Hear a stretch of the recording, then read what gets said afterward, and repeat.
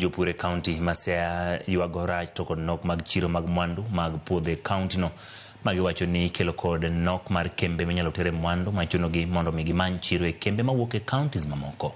E gineno jopur bende ywagore mar bedo gi lony e wi chal mar atil ma puothegi mosethiro yuto margi ni mar gionge kod ng'eyo e wi cham matimo maber e puothegi ka koro giluongo tend county modonjre wachno kokalo kuom apisas mage mag pur.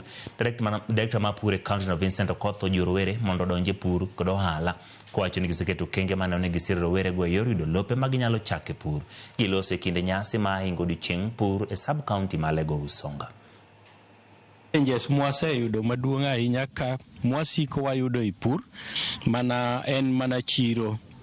Chiro seche moko in kod mananas osechiek tiyudo ka chiro ok machiegni to nikech ipure ng'ato achiel to kipure ng'ato achiel iuse ng'ato achiel koro iyudo ka iuse in bulk doko matek. Bed kod reliable market nikech market dwa ng'ama nyalo migi product throughout the year to kinyimigi mana ndalo ma koth chwe to ka chieng' owuok to koro kimigi to koro gikaw giki. Chandruok ma yudhe kod en achiel access to land. Samoro gidwani mondo giti gi pur lakini land pod ni nying jodongo. Koro wasebet gi these discussions gi jok ma jodongo ma bende gine ma weg titles gi ni joyudhe gi gima gidwaro mondo gibed gi ownership.